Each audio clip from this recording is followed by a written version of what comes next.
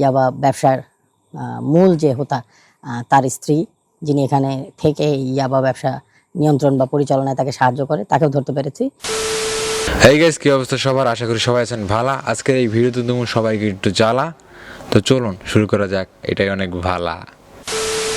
আমরা এতদিন জানতাম কি জানেন? বলেন তো। আচ্ছা আমি বলতেছি। আমরা জানতাম যে গাঁজাখোর গাঁজা বেচে, বাবাখোর বাবা বেচে, মদখোর মদ বেচে, কিন্তু জানি না যে বউ থেকেও আবার ব্যবসা করা যায় এইসবের। समझ रहे हो समझ रहे हो ना। আবার ভাবছেন কি ওই ব্যবসা না, কিন্তু নেশা জাতীয় ব্যবসা। বউ এক্সপার্ট হয় জামাইয়ের চেয়ে এইসব ব্যবসায়। মানে বুঝেন আপনি একটা জিনিস,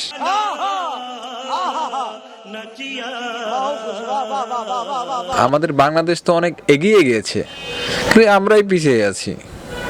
মানে পোলারা ছেলেরাই পিছিয়ে আছে, মেয়েরা তো অনেক আগেই গেছে গা নাকি।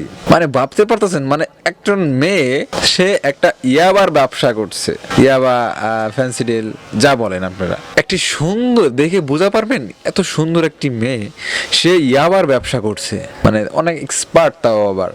মানে কেমনে সম্ভব এগুলা ভাই? বাংলাদেশে ভাই আমরা জানি পুরুষরা এক্সপার্ট বেশি, কিন্তু এখন কি মেয়েরাও এক্সপার্ট এইসব ব্যবসাতে? নাদুস নুদুস দেখতে, কিন্তু নাদুস নুদুসের ভিতরেই কিন্তু ভেজাল থাকে না। এটা তো আমরা জানতাম না দাদা। দেশটা অনেক আগায় গেছে, গেলে আমরাই পিছিয়ে গেছি। দেশটা একটু নষ্ট হয়ে গেছে দাদা। বীরেন একজন নারী, সে ইয়াবার ব্যবসা করছে।